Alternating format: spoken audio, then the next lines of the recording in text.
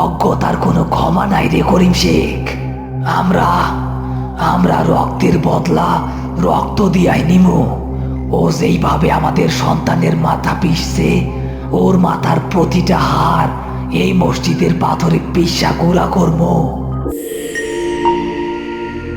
আমাবস্যার ঘোর অন্ধকার রাত, চারদিক ঘন কুয়াশায় ঢাকা। বনের ভেতর দিয়ে মেঠো পথ। করিম শেখ আর রতন সাপ্তাহিক হাট থেকে চাল, ডাল আর লণ্ঠনের তেল কিনে ফিরছিল। রতনের হাতে একটা মোটা লাঠি, আর করিমের কাঁধে বাজারের থলে। কিছুক্ষণ আগেই হাটের পথ ধরে এক অদ্ভুত কাণ্ড ঘটেছিল, জানি রতন অনবরত কথা বলে যাচ্ছে। উস্তাদ, আপনি যতই কর, আমি কিন্তু কাজটা ভালোই করছি। ওই কালনাগিনী সাপটা রাস্তার মাঝখানে ফনা তুইলা খাড়ায় আসিল। জ্যান্ত মানুষ পাইলে সবল মারতো না। আপনি কন, আমি এক বাড়িতে ওর মাথাটা থ্যাতলাই একদম পিষা দিছি। সাপ মারলে পণ্য আছে উস্তাদ। হ্যাঁ, তুই বড় অবুঝ রে রতন। সাপ তো সাধারণ জীব না।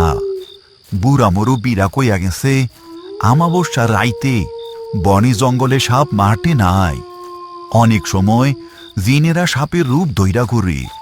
তুই সাপটার মাথাটা অমন কুৎসিত ভাবে না থেতলাইলেও পারতি। আমার বুকটা কেমন জানি কাঁপতাছে রে।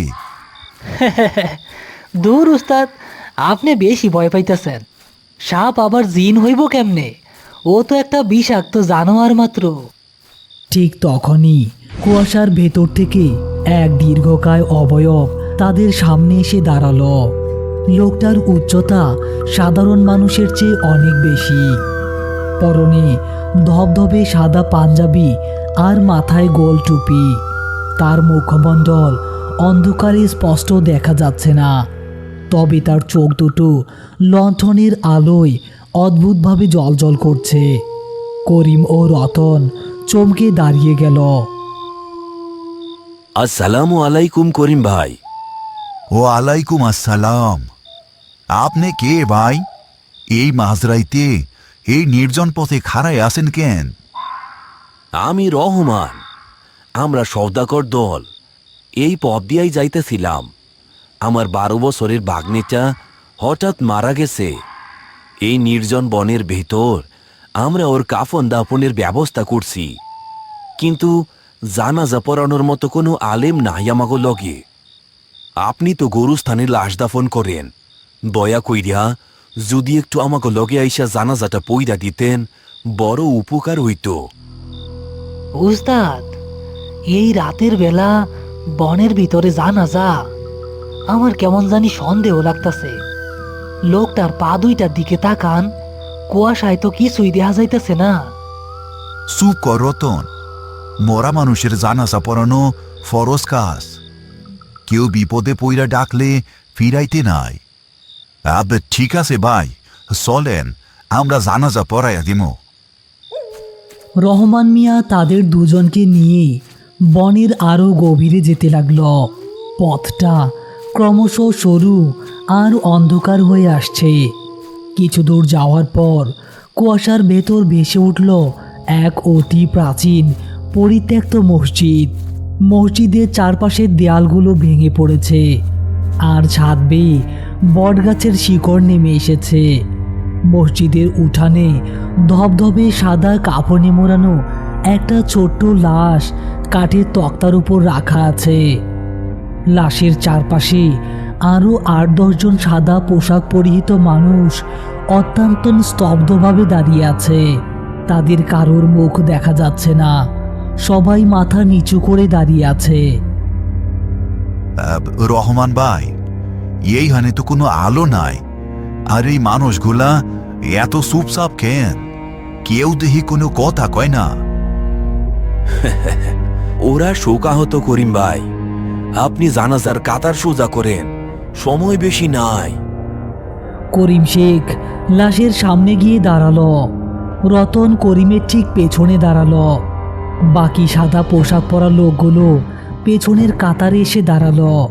চারদিক এতটাই নিস্তব্ধ যে কেবল তাদের নিজেদের নিঃশ্বাসের আওয়াজ ছাড়া আর কিছুই শোনা যাচ্ছে না। করিম জানাজার তাকবীর দিল। আল্লাহু আকবার।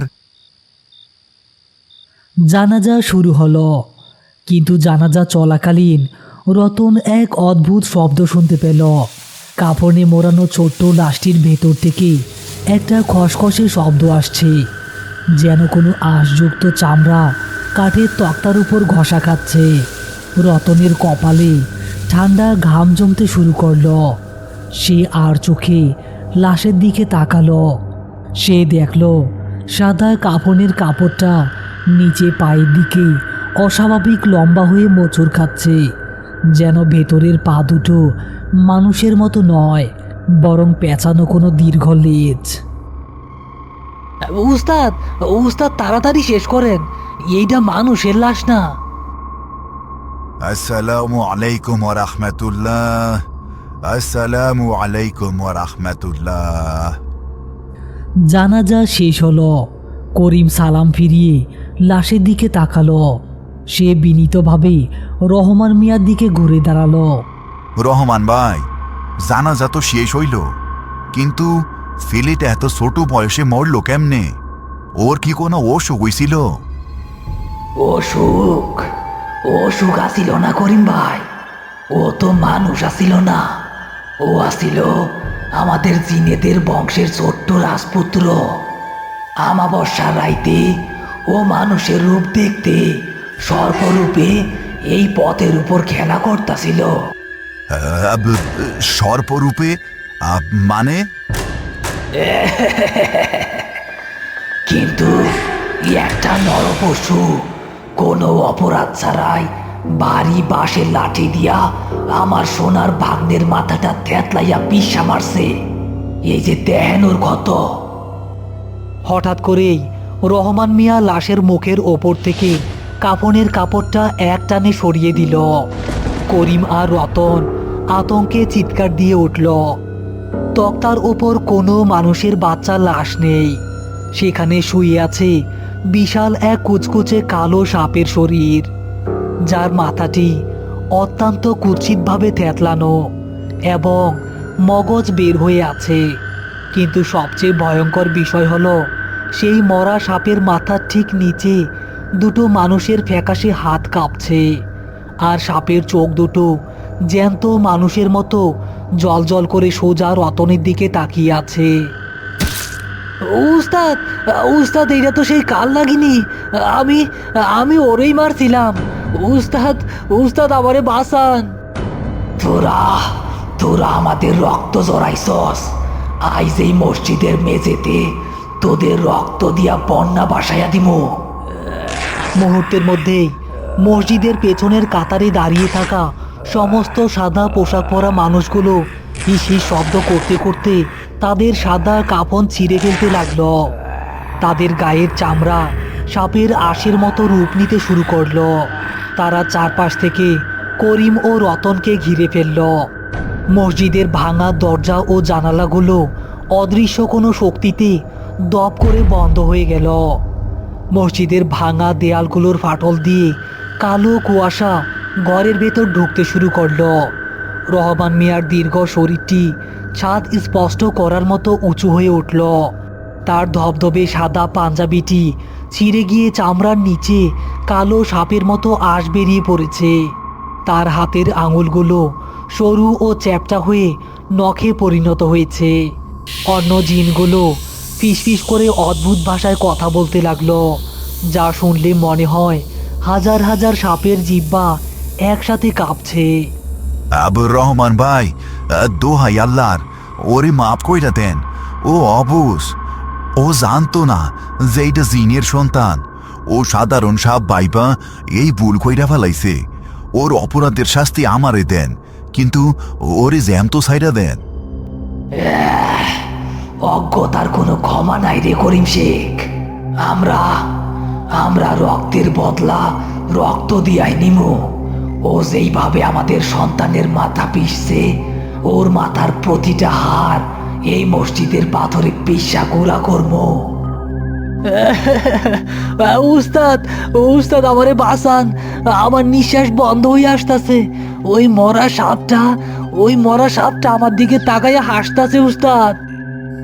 রতন নিচে তাকিয়ে দেখলো কাঠের তক্তার উপর থাকা সেই থেতলানো মাথার সাপের মৃতদেহটি অদ্ভুতভাবে নড়ে উঠছে।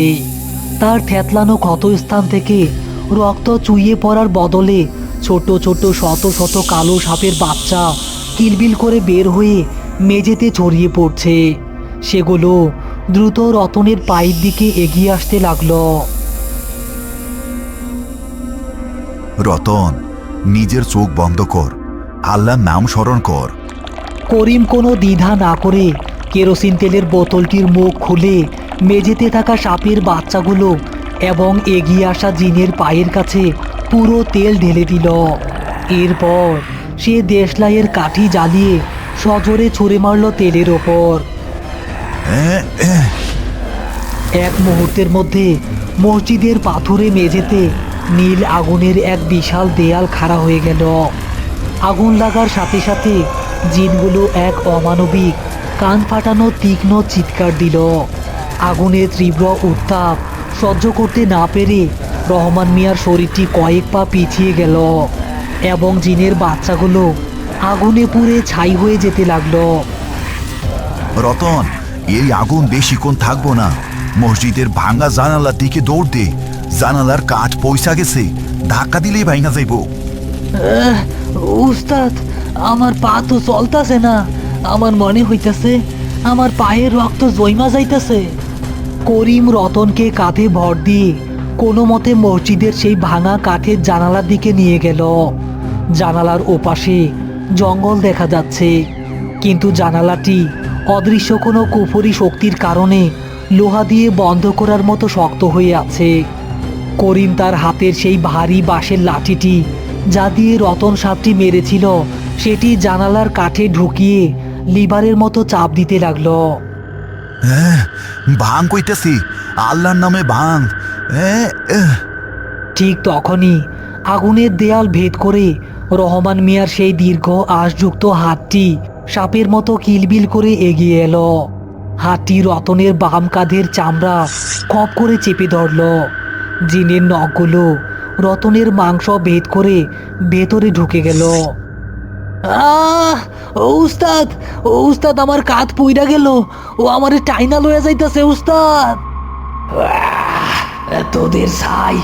তোদের ছাই আমি এই বনের মাটিতে মিশাইয়া দিমো। করিম দেখলো রতনকে বাঁচানোর আর কোনো পথ নেই। সে জানালার কাঠে শেষবারের মতো সজোরে লাঠির আঘাত করল। কাঠের জানালাটি মরমর শব্দে ভেঙে বাইরে পড়ে গেল। করিম নিজের দাঁতই বের করে রতনের কাঁধ আঁকড়ে ধরে থাকা জিনের সেই কুৎসিত হাতের কবজি বরাবর এক কোপ মারল। দাঁতই জিনের হাতে লাগতে আগুনের ফুলকি বের হলো, কিন্তু জিনের কবজিটি সামান্য কেটে কালো তরল বের হতে লাগলো। যন্ত্রণায় জিনের হাতের গ্রিপ আলাদা হয়ে গেল।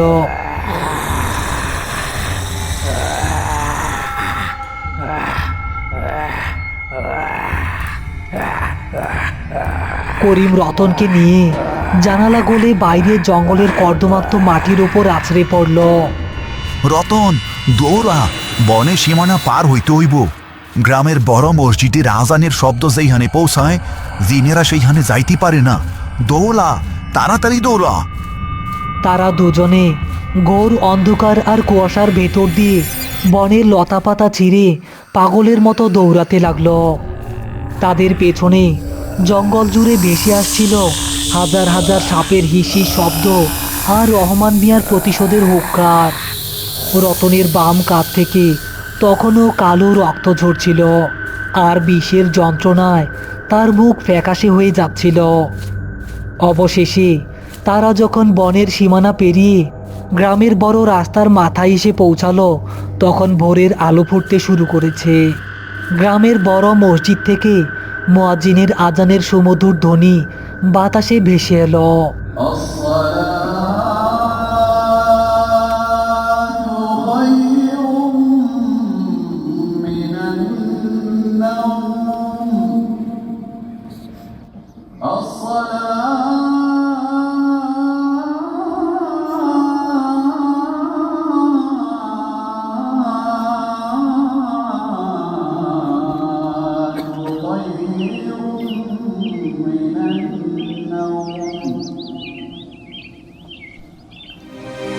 এই ঘটনার পর 1 মাস কেটে গেছে। করিম শেখ আর রতন সেই কুখ্যাত বনের পথে আর কোনোদিন পা বাড়ায়নি।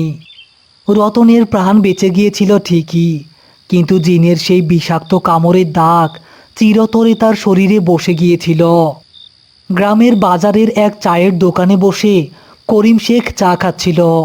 পাশে রতন চাদর মুড়ি দিয়ে চুপচাপ বসে আছে। তার চোখের চাহনি এখন আর আগের মতো চঞ্চল নেই, কেমন যেন স্থির আর হিমশীতল। কিরে রতন, তোর কাঁধের ব্যথাটা কি আজ একটু কমছে? ডাক্তার তো কইল ঘা শুকাইয়া গেছে। ঘা তো শুকাইছে উস্তাদ, কিন্তু রাইত হইলে আমার কেমন জানি লাগে। কেমন লাগে তোর? রাইত হইলে আমার বিছানায় শুইতে ইচ্ছা করে না উস্তাদ। মন চায় ঘরের মেঝেতে বুক ঘইসা গড়াগড়ি খাই। আর অন্ধকারে অন্ধকারে আমি সব পরিষ্কার দেখতে পাই উস্তাদ, সব পরিষ্কার দেখতে পাই।